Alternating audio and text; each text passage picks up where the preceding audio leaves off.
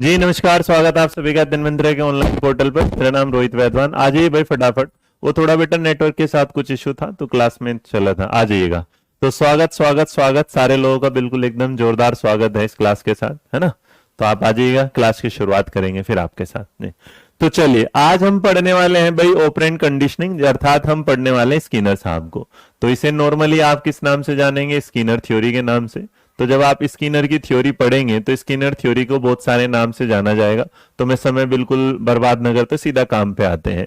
तो स्किनर साहब एक ऐसे इंसान है, स्किनर सिद्धांत, इनके सिद्धांतों को क्या क्या नाम दिए गए हैं वो मैं बिल्कुल अलग एक नॉलेज आपको आज फैक्ट वाली देने वाला हूं कि इनके सिद्धांत का नाम क्या क्या है और किस किस नाम से जाना जाता है। तो जो मैं कहता हूं बादलों वाली दुनिया है हमारी, ठीक है, हाँ क्या बादलों वाली जो दुनिया है हम उसके अंदर चलेंगे और उसमें आपके साथ जानेंगे। तो मैं मैसेज पे थोड़ा आप कम ध्यान देने वाला हूं। जब मैं एक कॉन्सेप्ट पढ़ा दूं उसके बाद फिर मैं आपके मैसेज पे ध्यान देने वाला हूं।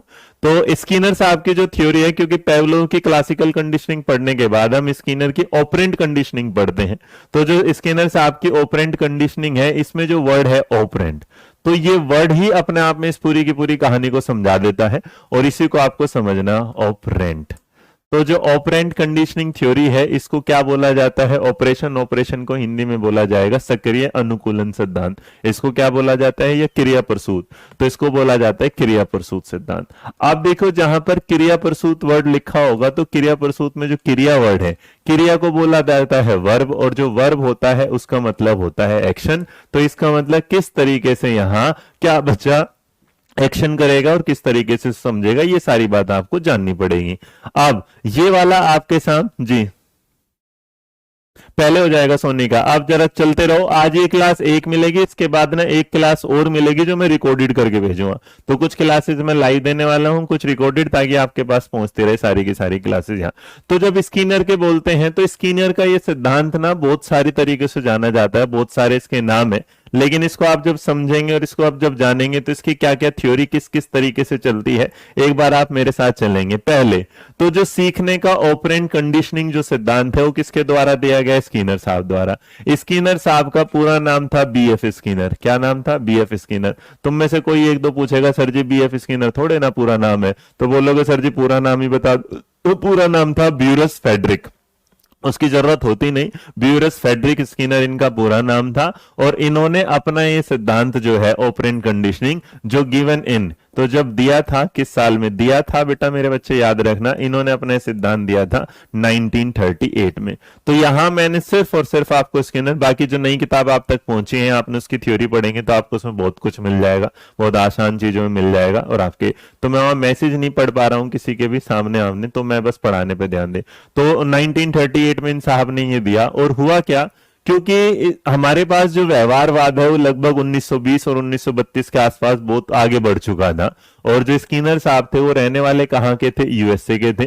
तो यूएसए के इसका साहब थे अमेरिका के, और इन्होंने अपनी दो परिचित किताबें लिखी थी जिनके बाद ये बहुत ज्यादा फेमस हो गए थे। और इनकी जो दोनों बस जो वो किताबें थी, वो जो किताबें थी, तो यहाँ कुछ लोगों के साथ ना ऐसा हो जाता है, जैसे कुछ बच्चों को मैं डांट देता हूं तो उन्हें ऐसा लगने लगता है कि पता नहीं उनकी इज्जत पे बात आ गई। और बेटा मैं ये कहता हूँ कि अगर तुम्हें अपनी इज्जत पे इतनी बात लगने लगे तो भगवान तुम्हें जिस दिन टीचर बनाए ना उस दिन तुम ये इज्जत को ना वापसी रिटर्न में जरूर मिले आपको, क्योंकि आपको पता चलेगा कि बालक को समझाना किसी भी टीचर का गुस्सा नहीं होता, उसका सिर्फ और सिर्फ क्या होता है? प्यार हो रहा है। जी बिल्कुल बेटा, प्रीति अभी आई है, अभी आई है ना।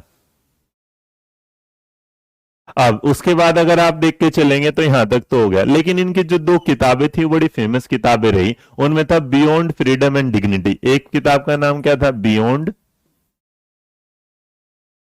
Freedom and dignity. इसको मैं 1938 को यहां लिख देता हूं ताकि और आसान हो जाएगा। डिग्निटी। अब तुम में से कोई पूछेगा सर जी इसका हिंदी नाम, तो बेटा हिंदी नाम नहीं होता। जो किताब इंग्लिश में लिखी गई उसका नाम भी क्या है किताब में? बिल्कुल रोशनी बेटा, एक क्लास लाइव होगी, एक इसके बाद आज रिकॉर्डेड में भी एक क्लास आएगी, ठीक है। और एक था the behaviour of organism, the behaviour of organism. अब देखो, ये तो इनकी क्या है, दो फेमस किताबें थी जिस पर हम बात करते हैं, और इन्होंने इसके बारे में बात करी और उसके बाद इन्होंने अपनी थ्योरी दी। लेकिन आप ना इनकी थ्योरी के कुछ नाम है, तो स्किनर की जो थ्योरी है वो किस किस नाम से जानी जाती है, एक बार उसको जरूर समझ लीजिएगा। और स्किनर की थ्योरी के जो नाम है, थ्योरी के जो नाम है वो इधर है, ताकि आपके सामने ही पेपर पूरा रहे। थ्योरी नेम, तो जो थ्योरी नेम है, किस किस नाम से इनके सिद्धांत को जाना जाता है, पहले समझते चलो। इनकी थ्योरी का जो सबसे फेमस नाम है वो है ऑपरेंट कंडीशनिंग, जो कि वहां लिखा है, फिर दोबारा लिख देता हूं। क्या कहलाएगा? Operant conditioning. किसका बोला है? क्रिया प्रसूत सिद्धांत। तो पहला क्या नाम है? क्रिया प्रसूत सिद्धांत। एक तो भाई ये नाम सबसे फेमस रहा।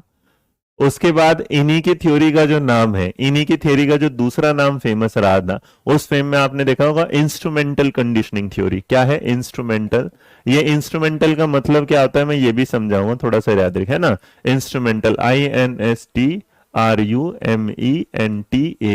Instrumental conditioning, conditioning theory. तो ये बेटा फैक्ट है, समझाऊंगा थ्योरी को बाद में, पहले फैक्ट समझ लो। तो इंस्ट्रूमेंटल कंडीशनिंग थ्योरी जो कहलाता है, इसको हिंदी में बोला जाता है साधनात्मक। इंस्ट्रूमेंट का मतलब क्या होता है? साधनात्मक, साधनात्मक। बाकी क्रिया प्रसूत जो आप देख रहे हो एज इट इज ही रहेगा, है ना। साधनात्मक जो अनुबंधन होगा वो एज इट इज रहेगा। अच्छा, एक बात बताओ, इनकी थ्योरी को ये भी बोला जाता है क्या, SR थ्योरी भी बोला जाता है क्या, या SR? देखना, SR थ्योरी नहीं बोला जाता। तो याद रखना बेटा, इनकी थ्योरी जो बोला जाता है, इसको बोला जाता है, आपके सामने क्या है, रीइंफोर्समेंट और S वाला, तो इसको बोला जाता है RS थ्योरी। क्या बोला जाता है? तो इनकी थ्योरी को एक नाम और दे दिया जाता है, जिसका नाम होता है RS थ्योरी। क्या बोला जाता है? RS theory. तो यहां आपने ये चल लिया। बहुत सारे लोगों ने इनकी थ्योरी का एक और देखा होगा, जिसे आप बोल देते हैं R टाइप थ्योरी। तो R टाइप कंडीशनिंग थ्योरी को इंस्ट्रूमेंटल वाले के साथ ही बोल देते हैं। तो आप तीन नाम याद रखिएगा, जिससे सबसे ज्यादा याद रहेगा कि इनकी थ्योरी को क्या नाम दिया जाता है, operant conditioning, instrumental conditioning theory और RS थ्योरी। देने वाले साहब का नाम क्या है? BS Skinner. पूरा नाम है ब्यूरस फ्रेडरिक स्किनर, लिखने की जरूरत नहीं है। कब दिया था ये सिद्धांत? 1938 में। इनकी दो प्रसिद्ध किताबें भी थी, और जो दो प्रसिद्ध किताबें हैं, एक का नाम है बियॉन्ड फ्रीडम एंड डिग्निटी और दूसरे का नाम है द बिहेवियर ऑफ ऑर्गेनिज्म। ये है इनका बेसिक फैक्चुअल नॉलेज जो मैंने आपके सामने रखा। तो ये आपको समझ में आया, हाँ या ना? जी। कोई नहीं बेटा, वो चेंज करा दूंगा। बेटा पढ़ो, ये तुम ना एक तो नंबर पे मत ध्यान दे, कौन से नंबर की, बस टॉपिक पे ध्यान दो। जी ठीक है।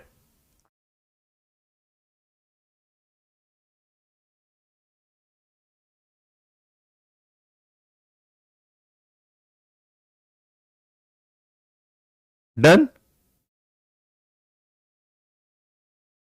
हाँ या ना? RS theory, yes sir, yes sir, yes sir, yes sir.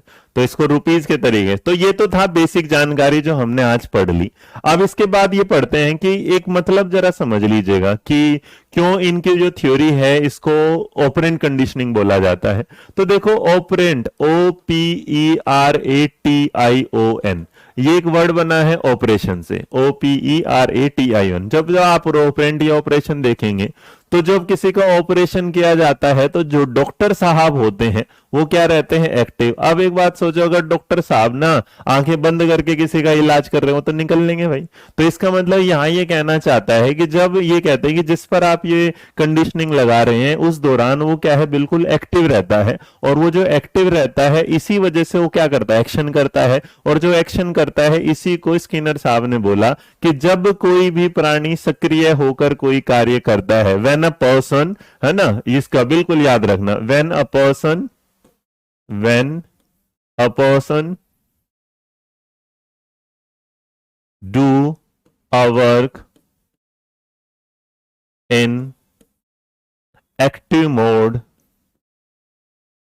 बस। मतलब किसी भी प्राणी का, किसी भी प्राणी का, किसी प्राणी का सक्रिय होकर कार्य करना, सक्रिय होकर कार्य करना,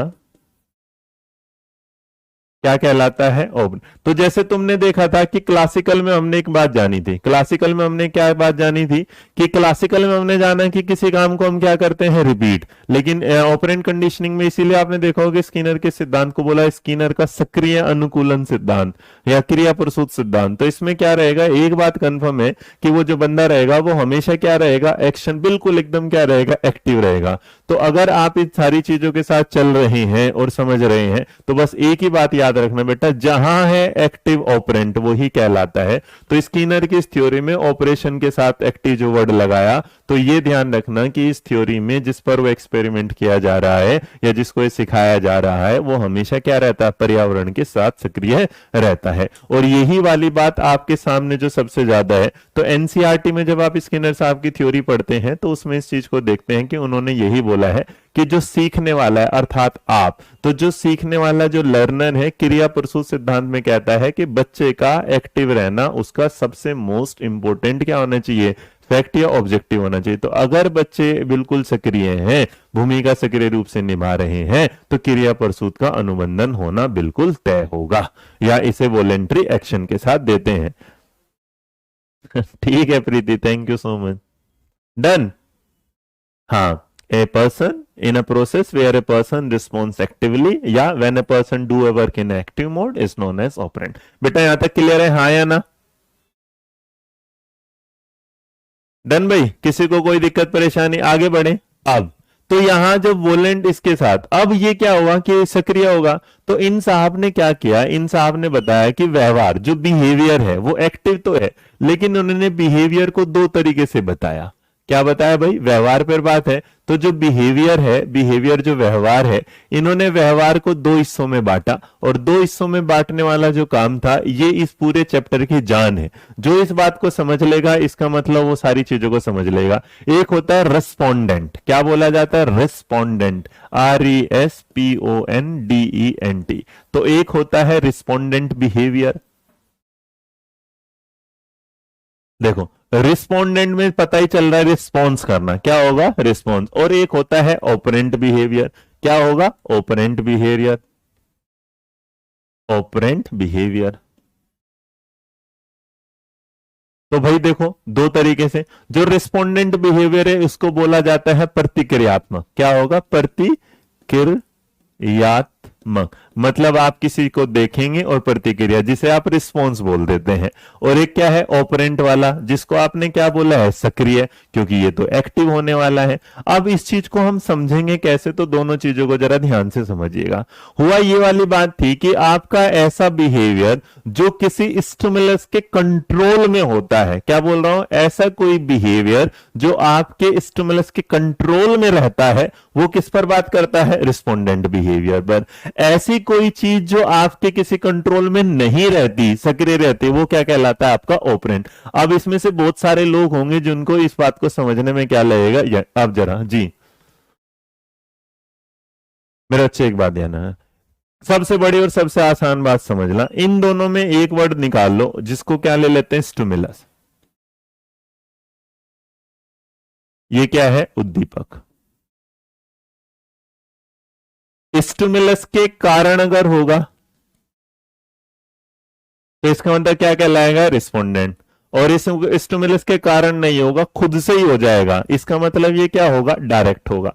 तो जो डायरेक्ट एक्सपीरियंस आपको देता है या डायरेक्ट आप बिहेवियर करते हैं, वो आपका क्या कहलाता है, आपका ऑपरेंट कहलाएगा। और जब आप स्टिमुलस को देख के रिस्पॉन्स करते हैं, वो रिस्पोंडेंट कहलाएगा जी।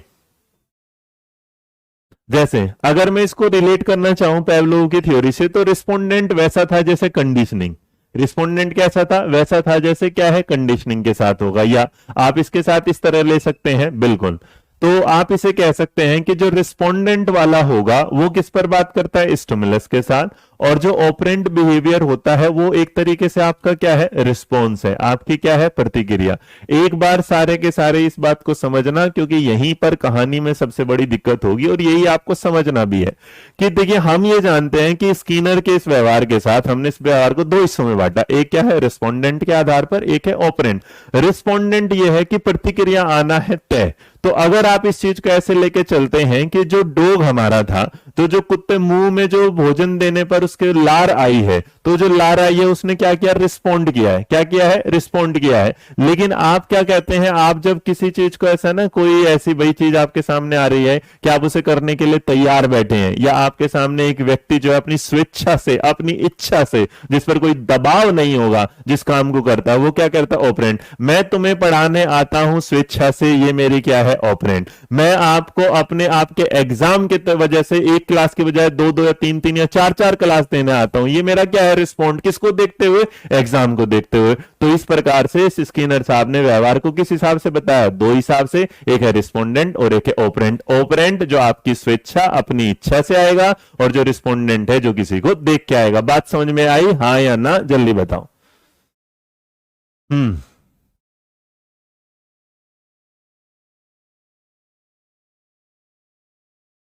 निशा बेटा मैसेज दिख रहा है बिल्कुल। यहां तक भाई समझ में आ गया कि नहीं समझ में आया, जल्दी बताएं।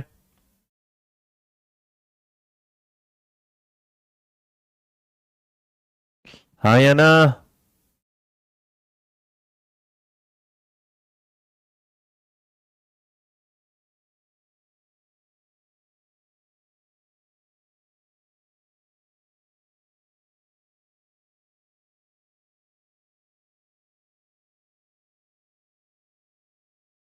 धन्यवाद राहुल। शीतल मैं चेक करा लेता हूं।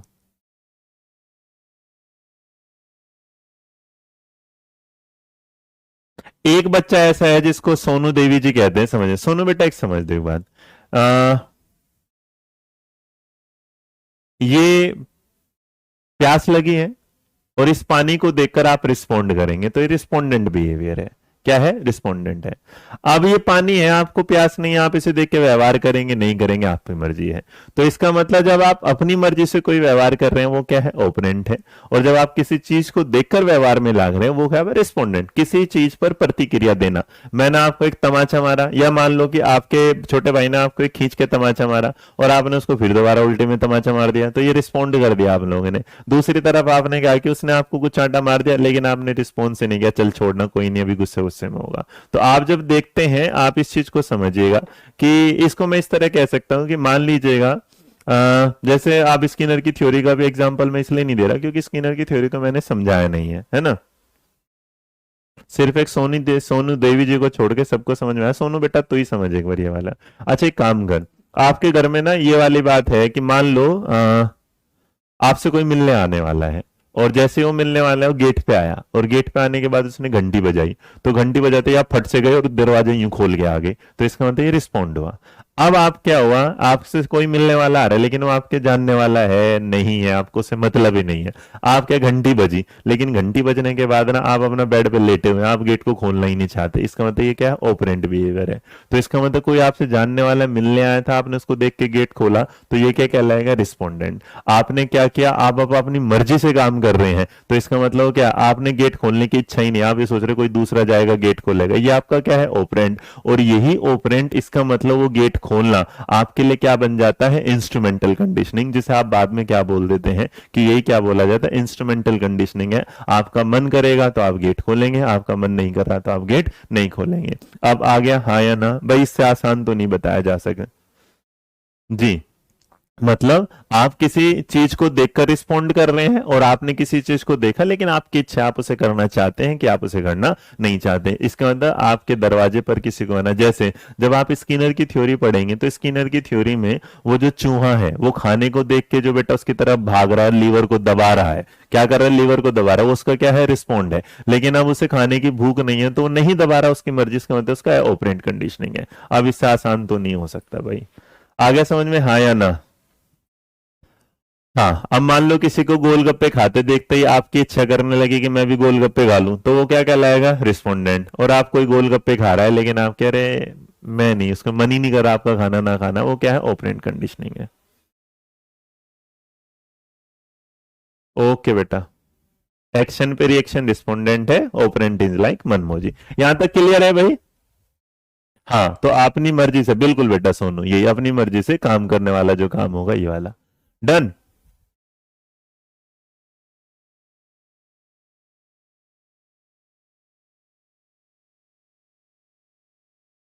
हम्म।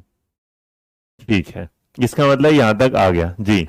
तो अपनी स्वेच्छा से स्कूल जाना क्या कहलाएगा? बात बढ़िया, अब तुम समझने लगे हो, तो गए तुम समझदार, धीरे धीरे हो तो रहे हो।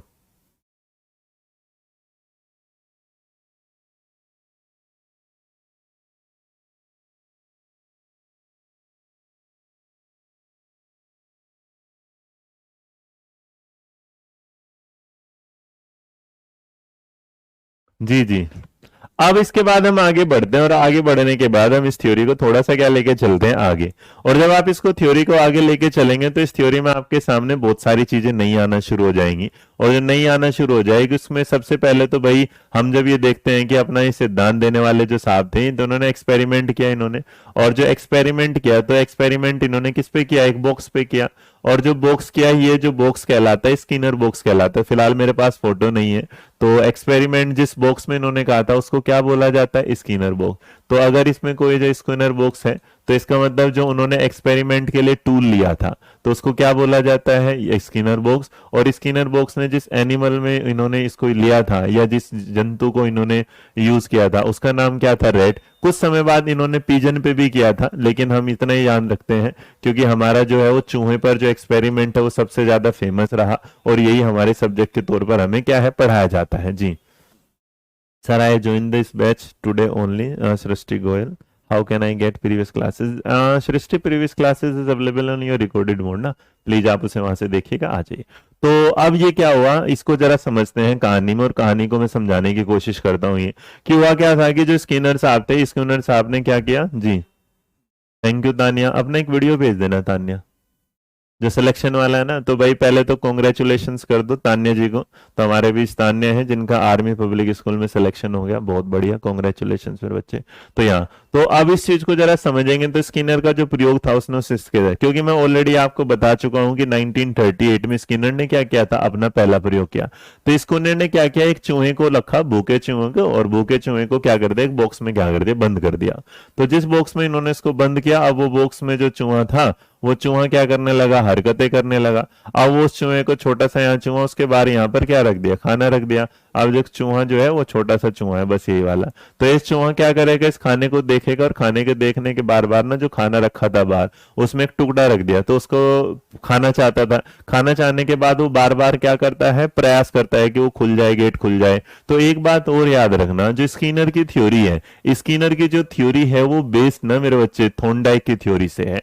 तो अगर आपसे पूछ लिया जाए कि जो स्किनर की थ्योरी है वो किसकी थ्योरी पर आधारित है, तो आप इसे अपने बुलेट नोट्स में बना के लिख लीजिएगा। शायद आपको पहले से पता हो या नहीं, लेकिन आज मैं बता दे रहा हूं। स्किनर का सिद्धांत थॉर्नडाइक के सिद्धांत से प्रभावित, ये पेवलोव से प्रभावित नहीं था, याद रखें। स्किनर का सिद्धांत थॉर्नडाइक के सिद्धांत से प्रभावित था। तो आपके सामने कभी ये सवाल आ जाए कि भाई ये किससे आधारित था, क्योंकि आप समझिएगा वो जो चूहा है ना, वो जो बार बार प्रयास करता है उस लीवर के बटन को दबाने का, और वो अचानक से खुल जाता है, उसको मिल जाता है।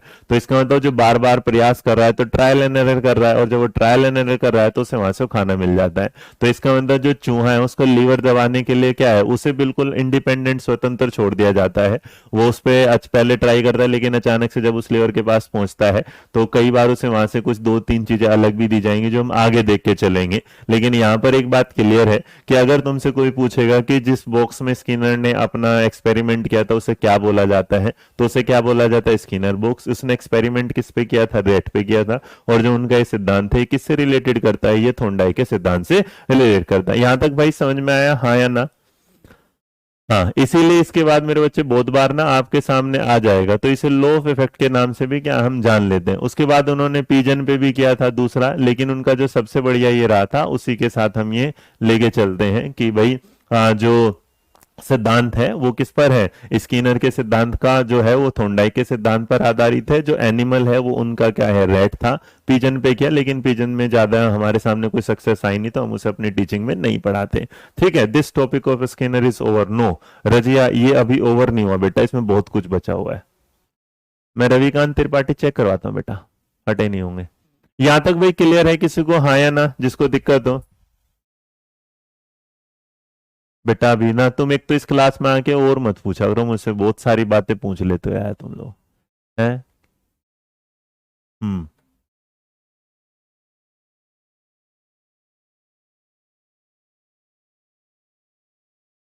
और अगर कोई पूछेगा कि थ्योरी में भी ये जो स्किन है थ्योरनडाइक है तो कौन से सिद्धांत के साथ ज्यादा रिलेट करता था, तो मेरे बच्चे याद रखिएगा लॉ ऑफ इफेक्ट के साथ। किसके साथ जाता है? Law of effect. थॉर्नडाइक के जो प्राइमरी लॉ में जो तीसरे वाला सिद्धांत है लॉ ऑफ इफेक्ट वाला, जिसे आप क्या बोलते हैं? प्रभाव का सिद्धांत। तो प्रभाव का सिद्धांत ऐसा था कि जब भाई उसके सामने खाना रखा है, लीवर दबेगा, तो इसका मतलब बार बार क्या कह रहा है, इसको सक्सेस मिलेगी, सक्सेस मिलेगी तो उसे क्या करना शुरू कर देगा? उसको पाना शुरू कर देगा जी। नहीं बेटा कोई लेट नहीं है, कोई लेट नहीं है, सब ठीक चल रहा है एकदम, कोई लेट नहीं है, इस चीज को समझ के चलो। अब इसके बाद इनकी जो थ्योरी है, इनकी थ्योरी के साथ जब आप आगे बढ़ते बढ़ते चले जाएंगे तो आगे बढ़ने के बाद ना बेटा इसके साथ ना कुछ वर्ड आना शुरू कर देते हैं। और ये वर्ड जो क्लासिकल कंडीशनिंग की तरफ जा रहे थे, कुछ सिस्टोमुलस रिस्पॉन्स में था, यहां एक वर्ड आ जाता है री। अब जरा इस वर्ड को समझना है, री। और जो री वर्ड होता है इसको क्या बोला जाता है? पुनर्बलन। और जो पुनर्बलन वर्ड है, इस पुनर्बलन वर्ड को समझाने के लिए इन्होंने क्या किया? हमारे सामने कुछ ज्ञान दिया और उन्होंने कहा कि भाई उद्दीपक एक ऐसी चीज है जिसके बाद आप उस पर क्या करते हैं? अनुक्रिया करते हैं। जो आपके सामने घटित हुआ, जो आपने देखा, वो आपकी जो शक्तियों को क्या कर देता है? बढ़ा देता है। रीइंफोर्समेंट इज लाइक जी बेटा प्रिंस पहले एक एक पढ़ो, ऐसे मत, ऐसे ना सारे एक दिन में थोड़ी ना पढ़ लोगे मेरे बच्चे, है ना, धीरे धीरे धीरे पढ़ो, सारा धीरे धीरे पढ़ोगे तभी तो समझ में आएगा। तो देखिएगा, एक अगर आपको समझना है कि रीइंफोर्समेंट वर्ड क्या है, तो रीइंफोर्समेंट वर्ड को समझने का सबसे बढ़िया है कि रीइंफोर्समेंट वर्ड जो है इसकी इंफॉर्मेशन पहले से नहीं दी जाती, इसकी इंफॉर्मेशन पहले से नहीं दी जाती। रीइंफोर्समेंट ऐसा वर्ड होता है कि जैसे मैं आज तुम्हें पढ़ा रहा हूं, तो एक ही क्लास थी और अचानक से शाम को ना मेरी एक क्लास और तुम्हारे सामने आ गई जिसके बारे में मैंने तुम्हें नहीं बताया था, तो तुम्हें अचानक से एक चीज एक्स्ट्रा मिल गई। तो इसलिए रीइंफोर्समेंट जो वर्ड होता है वो मोटिवेशन से क्या होता है? ज्यादा। तो रीइंफोर्समेंट को समझाने के लिए उन्होंने क्या किया? रीइंफोर्समेंट को समझाया दो तरीके से।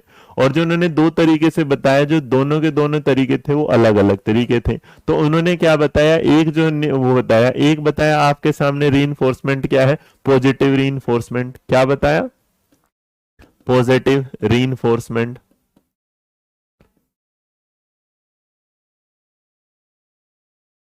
है ना। और जो दूसरे वाला था वो क्या बताया है? Negative reinforcement.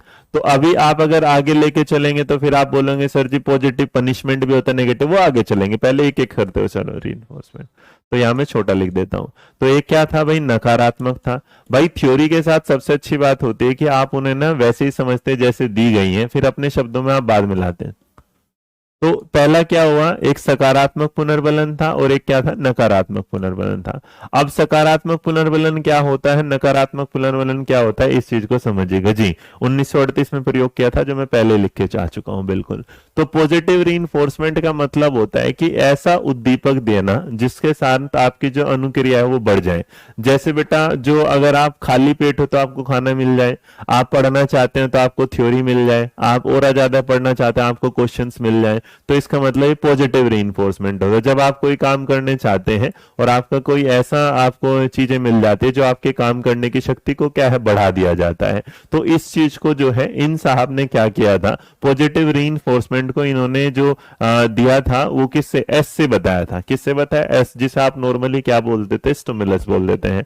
तो जो पॉजिटिव रीइंफोर्समेंट है वो इंक्लूड करता है कुछ ऐसे स्टिमुलस को या ऐसे रीइंफोर्समेंट को जो आपकी स्ट्रेंथ या आपके रिस्पॉन्स को बढ़ा दे। क्या बोल रहा हूं मैं? स्ट्रेंथ या रिस्ट्रेंथ को क्या करता? तो एक बात याद रखिएगा, है ना। तो एक बात और याद रखिएगा, बहुत सारी चीजें आपके सामने आ जाएंगी कि यहां से अगर मैं एक और आपको अलग नोट्स बना के दे दूं, तो धन्यवाद राधे याद दिलवाने के लिए। तो यहां पर एक बात और याद रखिएगा अगर आपके सामने, तो जो रीइंफोर्समेंट वर्ड है, तो अगर कोई पूछेगा ये वर्ड किसके द्वारा दिया गया, तो ये वर्ड जो गिवन बाय है वो तो याद रखना हल। तो क्लार्क हल साहब ने इसको क्या दिया था, लेकिन इस वर्ड को जो यूज करने का काम है, यूज बाय किसके द्वारा किया गया? स्किनर द्वारा। तो देखो भाई, तुम लोग ना अगर पढ़ते होंगे, तुम एक चीज याद रखिएगा, हम जिस तरीके से आपके सामने थ्योरी पेश करते हैं वो सबसे बड़ी बात ऐसी है कि वो आपको ना डिटेल में लेके जाती है, तो आपको उसको समझना क्या हो जाता है? जरूरी। तो अगर कोई ऐसा स्टिमुलस जो आपकी उसको क्या कर दे, रिस्पॉन्स को बढ़ा दे, है ना, क्या कर दे, इंक्रीज कर दे, आपके स्ट्रेंथ ऑफ रिस्पॉन्स को क्या कर दे, इंक्रीज, इंक्रीज रिस्पॉन्स।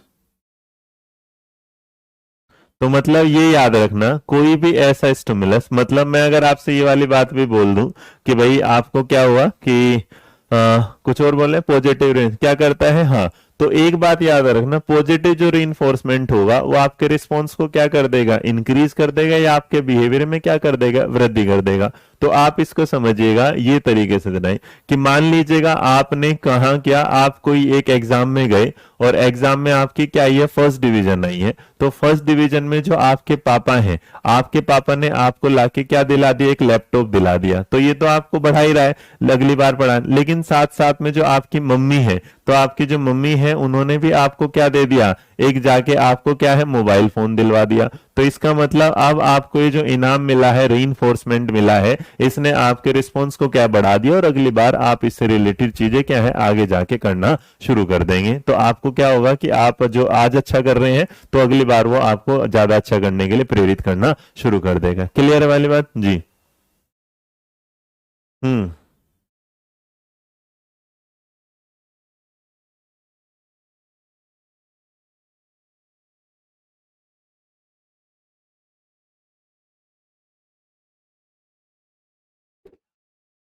न, अब इसे एक तरीके से और समझ सकते हैं। मान लीजिएगा आपने कुछ अच्छा काम किया और मैंने आपको अच्छे काम के बदले में 5 रुपए दे दिए, तो इसका मतलब जब आपको 5 रुपए का इनाम मिला तो आपने क्या कर दिया, इंक्रीज। निगेटिव रीइंफोर्समेंट उल्टा है इसका।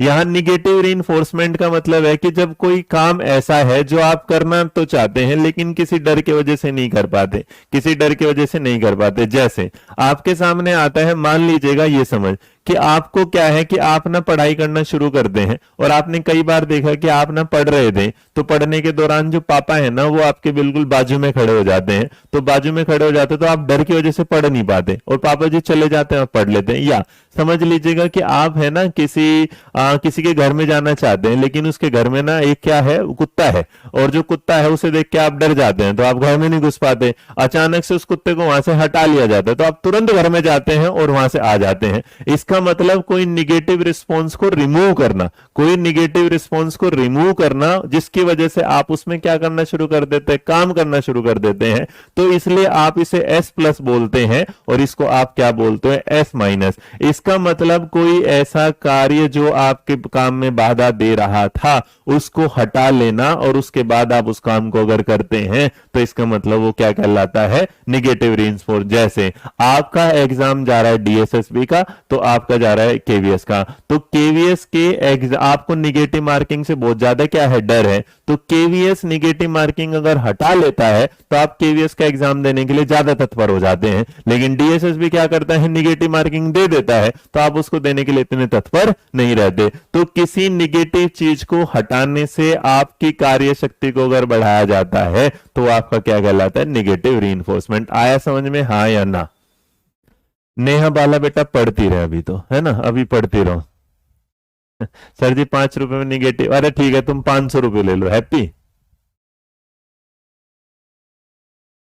मतलब कोई भी ऐसा निगेटिव रीइंफोर्समेंट जिसके हटाने से आपकी कार्य शक्ति बढ़ जाती है वो निगेटिव रीइंफोर्समेंट कहलाता है। हाँ या ना? यार तुम तो बोलते नहीं, बताओ। राहुल पहले ये पढ़, सब हो जाएगा। जब ये पढ़ते हो सर जी वो दे दो, जब वो पढ़ते हो सर जी ये दे दो, तुम भी मानोगे नहीं।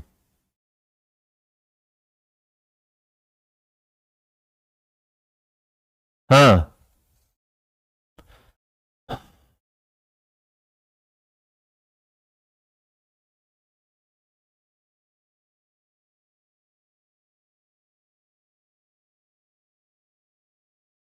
आ गया आ गया आ गया। ठीक है, बहुत बढ़िया, सोनू जी देवी को भी आ गया।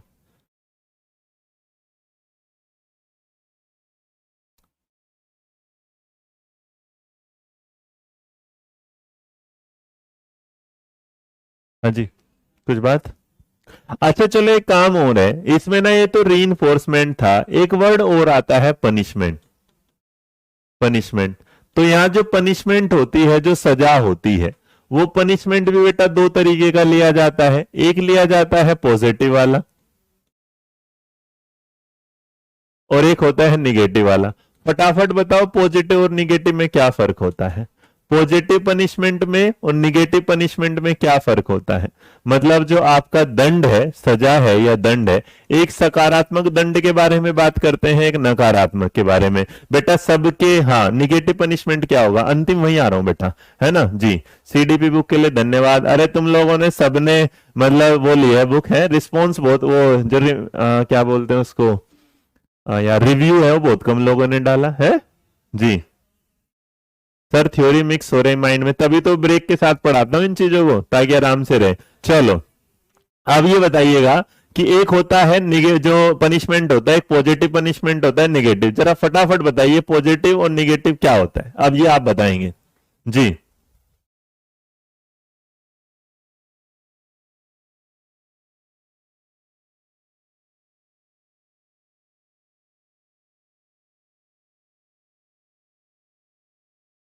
हम्म,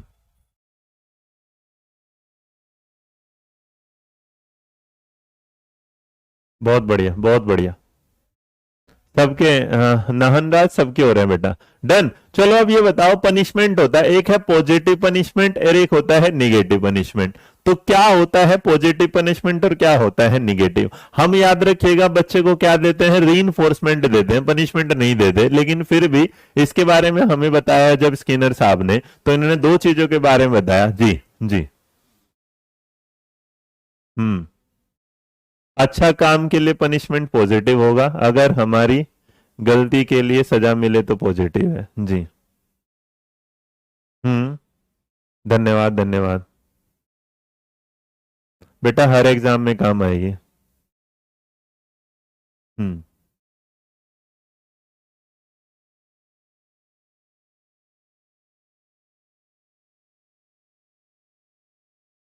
धन्यवाद धन्यवाद। देखो जिस तरीके से उधर था ना, तो पॉजिटिव होगा। जैसे क्या हुआ कि आप मानिएगा आप कोई काम कर रहे हो और काम करने के दौरान ना आपको क्या हुआ, हाँ। हम्म।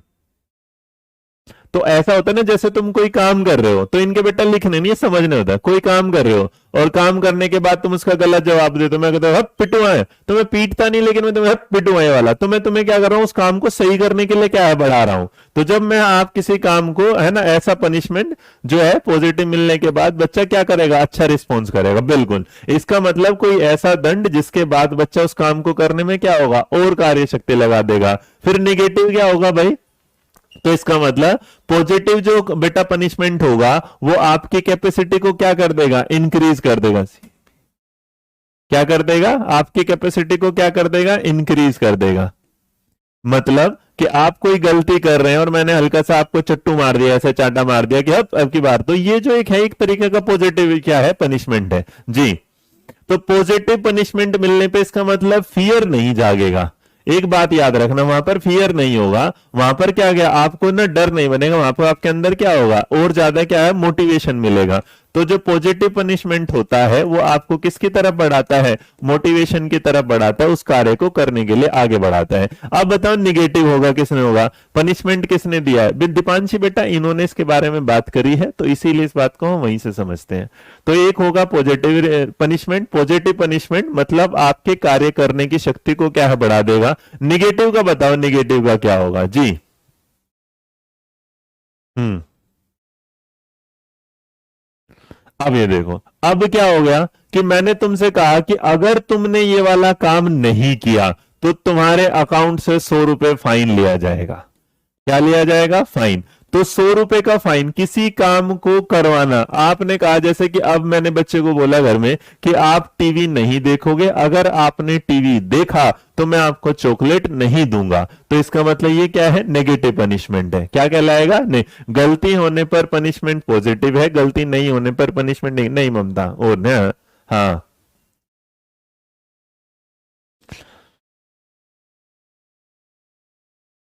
निगेटिव में नॉर्मली याद रखिएगा ये क्या कर देगा, ये आपको बच्चे को क्या करता है, डीमोटिवेट कर देगा। ये देखो ये दोनों तीनों वर्ड ऐसे हैं, इस थ्योरी को जब समझते हो ना फिर एक बार समझ में आ जाएगी, फिर तो एक एक लाइन में समझ में आएगा, लेकिन जब तक समझ में नहीं आए इसको समझने में टाइम लगे। तो बच्चे को सुधारने के बजाय उसे बार बार मोरल डाउन करता है या पिटाई करता है, फाइन करता है, कुछ करता है, बिल्कुल सही है। आगे समझ में, तो आपके किसी काम को बढ़ाने के लिए, उसको इंक्रीज करने के लिए आपका क्या है, पॉजिटिव पनिशमेंट है, और किसी काम को ना करने के लिए आपको एक डर दे देना कि ये काम अगर तूने किया तो इसके बदले में ये होगा, वो क्या है, निगेटिव पनिशमेंट। और नॉर्मली हम बच्चे को कभी भी निगेटिव पनिशमेंट नहीं देते। जी। अब इसमें एक चीज और होता है कि आप इसे समझ सकते हैं, जैसे मैंने अभी बताया था रीइंफोर्समेंट में, मैंने क्या बताया था, रीइंफोर्समेंट में बताया था कि किसी काम को करवाने के लिए आपको जो बच्चे की नजरों में जिस चीज को डर है उस डर को आप हटा देंगे तो वो क्या कहलाएगा, निगेटिव रीइंफोर्समेंट। इसका एक एग्जांपल और मैं समझा देता हूं, और इसके एग्जांपल को कुछ इस तरीके से समझो ताकि आपके सामने ये हाल है। देखो एक काम ये वाला है कि मान लीजिएगा यहां पर एक छोटी सी क्या है, मम्मी है, छोटी सी मम्मी जिनकी हाइट क्या है, स्माइल करते नहीं, ये एक इनकी छोटी सी क्या है, बच्ची है, ये छोटी सी बच्ची बिल्कुल एकदम हंसते मुस्कुराते हुआ। तो मम्मी ने ये वाली बात कहा बेटिया को, तो दो तरीके से समझो। तो दो तरीके से क्या कहा, मम्मी ने ये कहा कि बेटा अगर तूने टीवी नहीं देखा तो तुझे क्या मिलेगी, चॉकलेट मिलेगी, टीवी नहीं देखा तो क्या है, चॉकलेट मिलेगी। और दूसरी तरफ कहा है ये वाली बात कि अगर तूने टीवी देखा तो तुझे घर पे क्या करना पड़ेगा, झाड़ू पोंछा लगाना पड़ेगा, क्लीनिंग करनी पड़ेगी। तो एक बात बताओ इसमें से पॉजिटिव कौन सा होगा, निगेटिव कौन सा होगा? इसका नाम मैं ए दे रहा हूं, इसका नाम मैं बी दे रहा हूं। तो ये बताओ मैंने क्या बोला, टीवी को देखना और उसके बाद चॉकलेट का मिलना, टीवी को देखना और उसके बाद आपको क्या करना है, क्लीनिंग करनी है, CLEA आएगा ना, आपको क्या करना है, क्लीनिंग करनी। ये बताओ कौन सा पॉजिटिव है कौन सा नेगेटिव है? हाँ जी।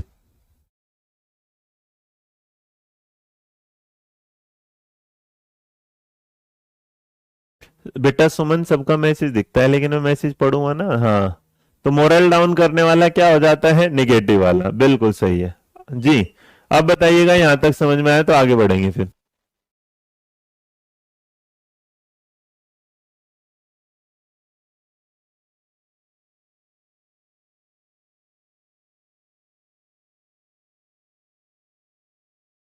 हाँ जी, छोटी सी मम्मी है बिल्कुल।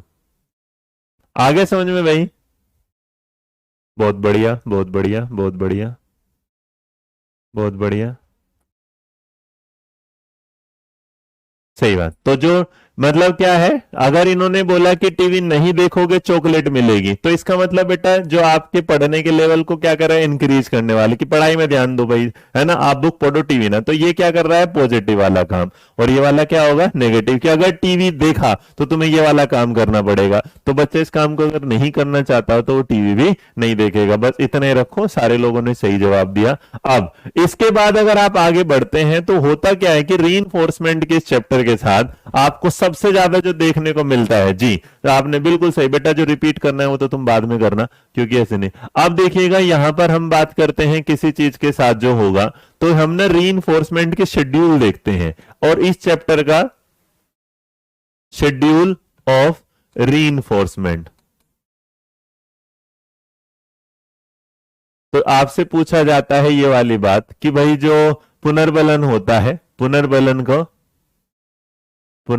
का जो कार्यक्रम होता है या पुनर्बलन की जो अनुसूची होती है वो किस तरीके से काम। देखो भाई पुनर्बलन की अनुसूची को काम करने के लिए आपने एक दो चीजें देखी होंगी और इसको आपको समझना पड़ेगा। तो आपने कई बार वेरिएबल पढ़ा होगा, कई बार आपने फिक्स पढ़ा होगा, कई बार आपने कुछ पढ़ा होगा। तो इस चीज को ध्यान रखिए, एक कॉन्टिन्यूस होता है, एक क्या होता है, डिसकॉन्टिन्यूस होगा या इनिशियल होगा या पार्शियल होगा। तो अब जरा इस चीज को थोड़ा सा मेरे साथ देखते चलिएगा और ये आपको समझना पड़ेगा। तो सबसे पहले जो आता है, सबसे पहले जो आता है उसको बोला जाता है फिक्स वेरिएबल के साथ। तो पहले जरा समझना है, एक होता है फिक्स रेशियो शेड्यूल। क्या होता है, फिक्स्ड रेशियो शेड्यूल।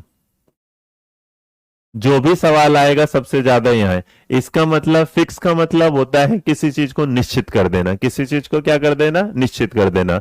तो इसका मतलब यह आता है निश्चित अनुपात, निश्चित अनुपात अनुसूची। तो निश्चित अनुपात जो अनुसूची है, तो इसका मतलब यहां ये कहना चाहता है कि आपने चीजों को क्या कर दिया, फिक्स कर दिया।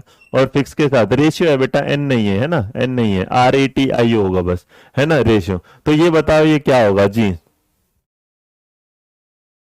सर पूछे जाने वाले क्वेश्चन कब बेटा, सोहेला ये क्या चल रहा है, अभी तो पूछे जाने वाले भी आएंगे, अभी इसको समझी फिक्स क्या होता है। इसलिए एक बात और याद रखना, एग्जामिनर अगर इसे कोई पूछेगा तो इसे शॉर्ट में जो बोला जाता है, शॉर्ट में क्या बोला जाता है, FR। तो आपसे जैसे आपने अनकंडीशनल देखा था, तो आपने देखा था कंडीशनल में कंडीशनल रिस्पॉन्स को CS बोला था, इस तरीके से। तो जो इसे शॉर्ट में बोला जाता है ये, तो एक बात याद रखना कि मेरे बच्चे जो फिक्स है और रेशियो है, इसका मतलब कोई भी काम एक तुमने सही करा, कोई एक काम सही करने के बाद तुम्हें 5 टॉफियां दी जा रही है। क्या दी जा रही है, 5 टॉफी। तो इस बात को जरा समझिएगा, टोपी है टॉफी, TOFF वाला मत करना यार। चलो 5 आपको क्या दे दिया गया है, चॉकलेट ही दे देते हैं, या 5 आपको क्या देते हैं, आइसक्रीम दे देते हैं। क्या दे देते हैं, आइसक्रीम दे देते हैं। थोड़ा समझ, देखो फिक्स है, किसी एक काम को करने के बाद आपको क्या मिल रहे हैं, 5। तो जो फिक्स रेशो कर दिया गया है इस तरीके से। हाँ बेटा जरीना, बिल्कुल बिल्कुल ममता, शाबाश मेरे बेटा। यहां तक समझ वाली बात, फिक्स रेशो याद रखना। जब कोई एक बच्चा निश्चित, मतलब ये मान लीजिएगा कि जो चूहा है, उस चूहे ने अगर 5 बार लीवर को सही दबाया तो उसे खाना मिला। क्या कर रहा है, 5 बार लीवर को सही दबाया तो उसे क्या मिलेगा, खाना मिलेगा। तो इसका मतलब जो फिक्स होता है उसमें एक बात याद रखना, कोई भी चेंज नहीं होता, कोई भी चेंज नहीं होता। इसका मतलब आपके सामने ये वाली बात कर देना कि आप कोई एक सही काम करोगे, उसके बदले में आपको 5 आइसक्रीम मिलेगी, ये होता है फिक्स रेशियो। और फिक्स रेशियो के बाद एक जो वर्ड आता है, इसी के साथ समझना दूसरे वाला, और जो दूसरा पूछता है उसको बोला जाता है फिक्स वेरिएबल।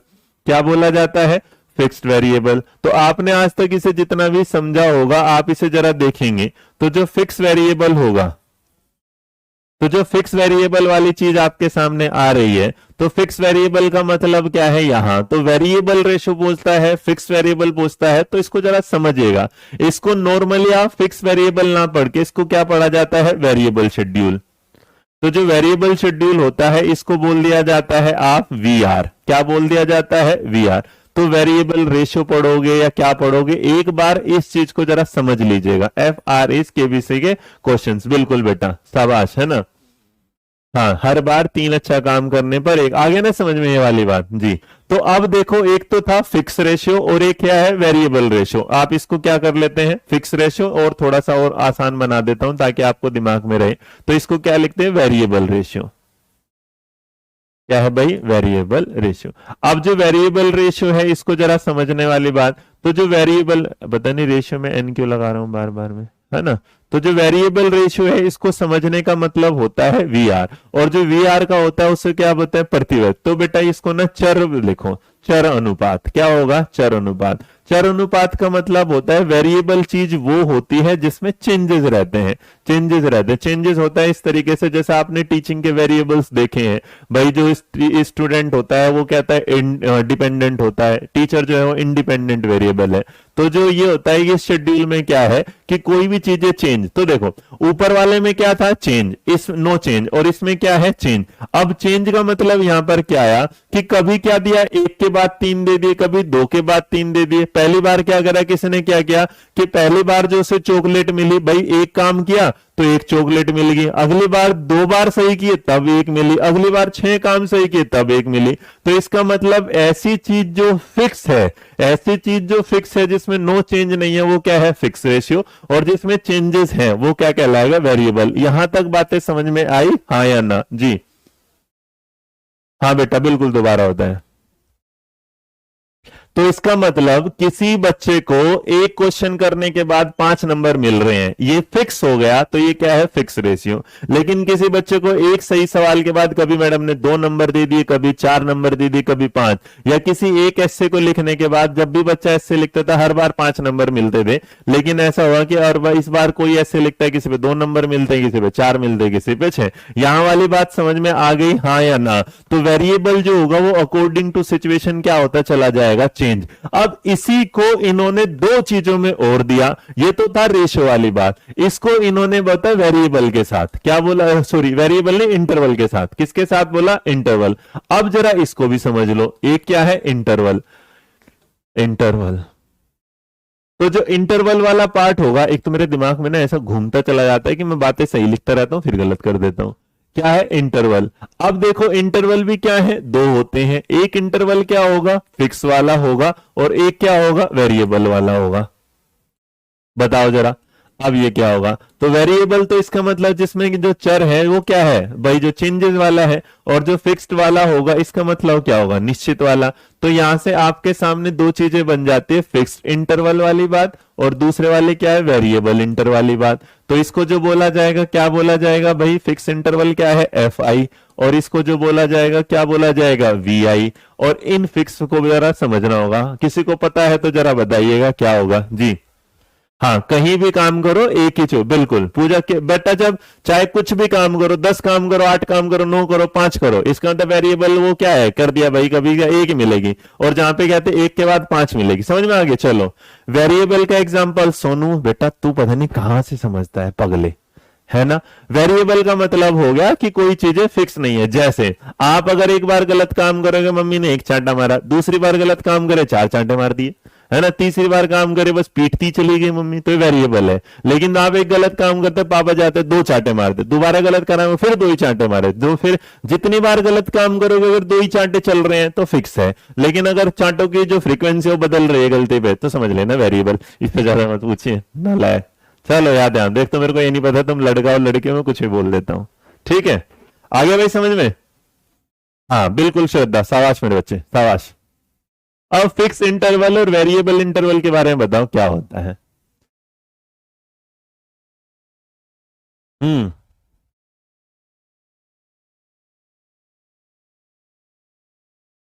बहुत बढ़िया।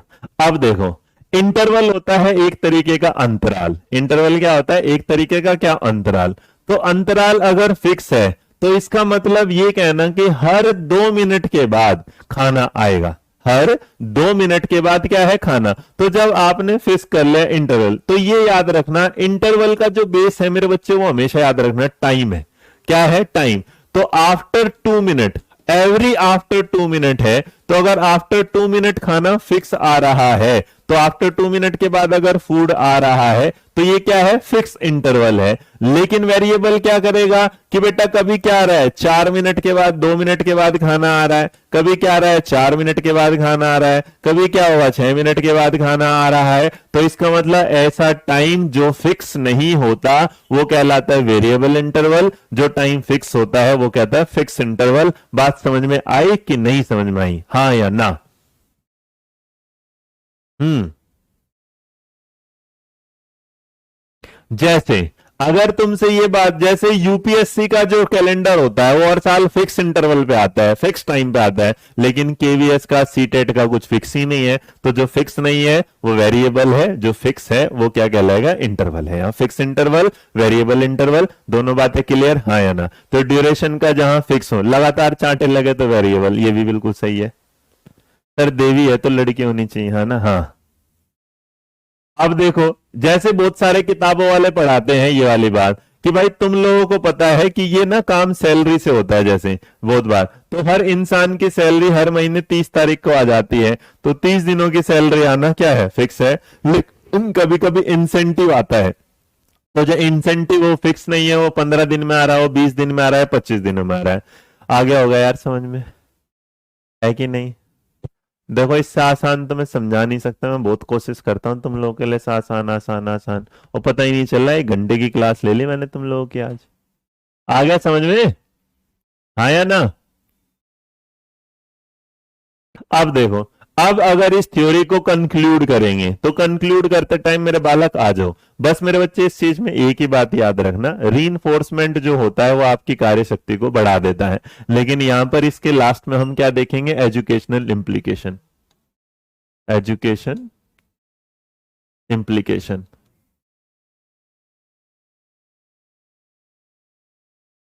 शिक्षा निहितार्थ।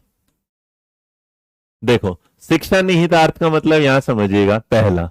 अब ये जो थ्योरी है ये किस तरीके से काम करती है, और तो इस थ्योरी का सबसे बड़ा जो काम होगा ये क्या कहता है, ये ना थ्योरी क्या कहता है, बच्चे में क्या करती है, एक्टिव रिस्पॉन्स रखती है। क्या रखती है, बच्चे को क्या बनाती है, सक्रिय बनाती है, सक्रिय बनाती है, बच्चे को क्या बनाती है, एक्टिव बनाती है। दूसरा, ये इन्वॉल्वमेंट करती है, बच्चे का क्या होता है, इन्वॉल्वमेंट होता है, बच्चा क्या करता है, शामिल होता है, और अगर वो शामिल होता है वो क्या करता है, चीजों को लर्निंग बाय डूइंग की तरीके से करता है। बच्चा इसके साथ जुड़ेगा और यहां उसको काम करना शुरू, जैसे भाई आप बच्चे को एक काम दोगे कि अगर तूने ये काम किया तो तेरे उसको बदले में इनाम मिलेगा, तो बच्चा उसमें एक्टिवली क्या करेगा, पार्टिसिपेट करेगा, और पार्टिसिपेट करने के बाद उस पर क्या करेगा, रिजल्ट पाएगा। ये क्या होगा, ये बच्चों को ना एक एक्टिव होने के बाद ना बच्चों को उस तरीके से लेके जाएगा जहां पर आपकी सक्सेस के तुरंत बाद आपको रिजल्ट मिल रहा है। मतलब सक्सेस का, अगर आपको कोई सक्सेस मिली है, बच्चे को, बच्चे का कोई रिजल्ट आया है, तो उस रिजल्ट के बाद उसे तुरंत ही क्या मिल रहा है, रिवॉर्ड मिल रहा है, इनाम मिल रहा है। तो इसका मतलब एजुकेशनल इंप्लीकेशन में अगर आप बच्चे से कोई काम करवाना चाहते हैं तो आप इस थ्योरी में बच्चे को डालिएगा, और डालने के बाद वो बच्चा जब इसमें समझेगा वो एक्टिवली पार्टिसिपेट करेगा, और एक्टिवली पार्टिसिपेट करने के बाद वो क्या करेगा, उसका इनाम मिलेगा। और ये जो काम करता है ये बच्चे की इच्छाओं के आधार पर होता है, वो डिजायरेबल वर्क करते हैं अपने बच्चे, अच्छे अच्छे काम करते हैं, सफलता के साथ करते हैं। ये जो थ्योरी है ये आपको इनकरेज करती है, मोटिवेट करती है। ये थ्योरी क्या करती है, आपको इनकरेज करती है। तो encourage to do something new, तो कुछ चीजें ऐसी होती हैं जो लिखने की नहीं बस समझने की होती हैं। तो यहां रहेंगे ना, हाँ, तो इसमें आप समझते हैं इस तरीके से। अब यहां तक क्लियर है, हाँ या ना जी।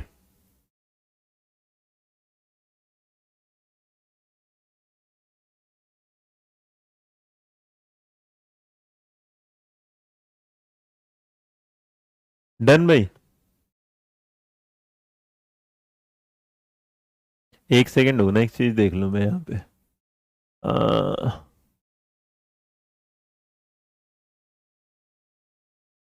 एक सेकेंड रुकना बेटा।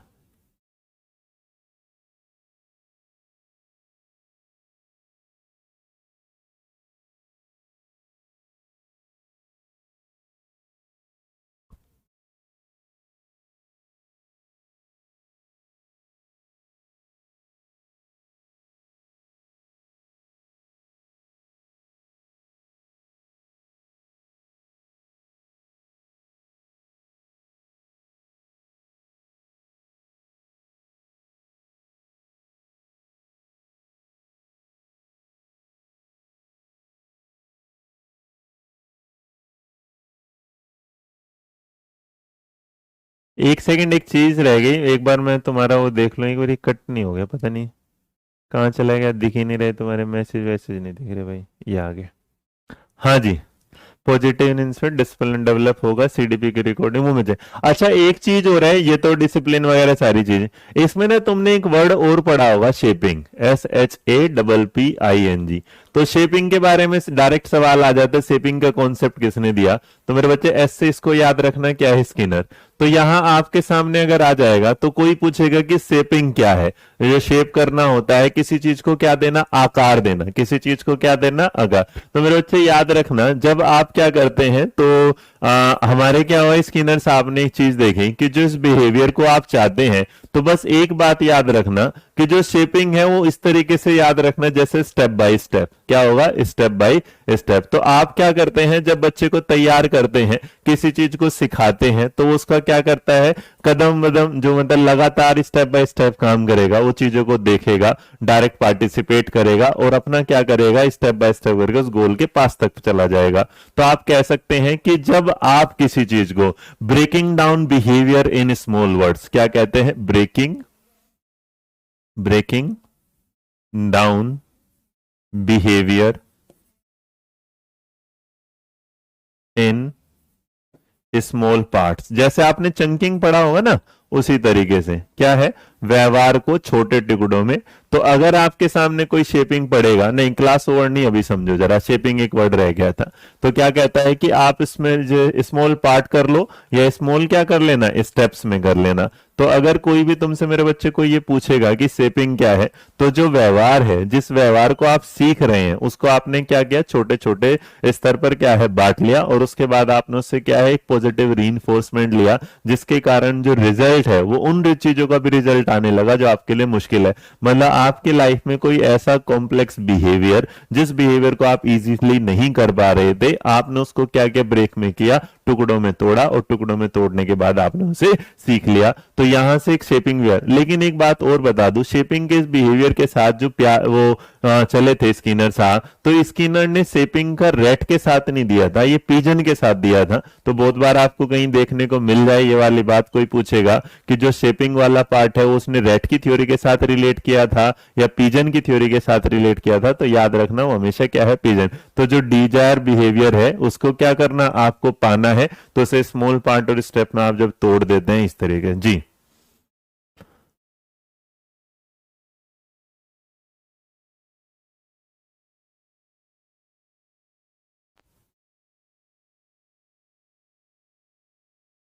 आ गया भाई समझ में, आया ना? बिल्कुल, डिजायर बिहेवियर को क्या कर देना, मोल्ड कर देना। यहां तक किसी को कोई डाउट, यस और नो? जल्दी बताइएगा। तो शेपिंग में बेटा एक बात और मैं जो आपको बोल रहा हूं, तो याद रखना, शेपिंग वाला जो है रेट पर नहीं है, वो क्या है, पिजन पर है। क्या है, पिजन पर। तो जो कबूतर पर था ये, है ना? तो ये भी कोई सवाल पूछ लेगा, जो शेपिंग वाला कॉन्सेप्ट है ये उन्होंने अपनी कौन सी थ्योरी से किया था? तो रेट पर एक्सपेरिमेंट के साथ नहीं किया, इसको किस पे किया था, पिजन के एक्सपेरिमेंट के साथ किया था। कितने लोगों को ये इन्फॉर्मेशन नहीं लगी आज की क्लास में, आया ना भाई? चलेगा, बस मैं क्लास खत्म कर रहा हूँ, 2 मिनट के बाद आपकी अगली क्लास होगी, ले लीजिएगा फिर। हाँ जी, डन। हम्म। तो आप इसे कह सकते हैं कि जब छोटा बच्चा क्या करता है, बड़े बड़े वर्ड को याद नहीं कर पाता, तो उसे क्या करता है, ब्रेक में पढ़ लेता है। भाई क्लियर है? अभी यहां किसी को कोई डाउट, हाँ या ना? और इसी चीज को अगर आप बाद में देखते हुए चलते हैं, तो आपने ना कुछ स्किनर साहब की थ्योरी के साथ कुछ और चीजें पढ़ी होंगी, और वो जो चीजें पढ़ी होंगी उसमें आपने पढ़ा होगा, तो मैं आपको बता देता हूँ क्या पढ़ा होगा आपने। तो आपने कुछ पढ़ा होगा इस तरीके से, एक सेकंड रुक जाओ बस। या तो आपने ना कुछ चीजें पढ़ी होंगी स्किनर की थ्योरी में, जिसे उन्होंने प्रोग्राम इंस्ट्रक्शंस बोला है ना? तो अगर आपने पढ़ा हो शेपिंग नहीं, तो आपने उनकी थ्योरी में 2 नाम और पढ़े होंगे, जिसको आप क्या बोलते हैं, प्रोग्राम इंस्ट्रक्शंस। जी सर, मैथ में टेक्नो बेटा वो अलग सर कराएंगे तो अलग ही होगा। तो जो प्रोग्राम इंस्ट्रक्शंस है उसमें भी यही वाली बात करते हैं कि भाई बालक जो है टीचर की मदद के जो बिना भी है उस कार्यक्रम जो पढ़ता सीखता है, उसको क्या करता है, छोटे छोटे हिस्सों में सीखना शुरू कर देता है। तो कभी आपसे कोई ये पूछ लेगा कि प्रोग्राम लर्निंग क्या होता है, तो जो प्रोग्राम इंस्ट्रक्शन या प्रोग्राम लर्निंग होता है उसे भी क्या बोला जाता है, शेपिंग के कॉन्सेप्ट में। याद रखना कि शेपिंग के कॉन्सेप्ट में ही प्रोग्राम इंस्ट्रक्शंस होते हैं, कि जो बच्चा है बिना टीचर के चीजों को छोटे छोटे पार्ट में बांट के याद करना शुरू कर देता है। तो आज के लिए भाई इतना ही है, मेरे लिए बहुत सी चीजें नहीं है भाई, धन्यवाद, थैंक यू। तो आप इसको एक बार रिवाइज करिएगा, फिर मिलेंगे आपसे अगली क्लास में। तब तक खुश रहिए, मुस्कुराते रहिएगा, अपना ध्यान रखिएगा। कुछ लोगों के मैं कमेंट नहीं पढ़ पाता, दुर्गेश चौधरी है या रिंके मिश्रा है, रंजना जी, नहीं रंजना जी आप बात मत करिएगा, आपके साथ मैं आपका वो करा दूंगा, ठीक है? थैंक यू, आपका पढ़ गया था मैसेज, मैं आपके लिए करा देता हूँ। थैंक यू सो मच, जय हिंद, जय भारत, नमस्कार, खुश रहें, मुस्कुराते रहें, आप अपना ध्यान रखें, टाटा बाय बाय। ठीक है, तो खुश रहिएगा, ध्यान रखते रहिएगा अपना।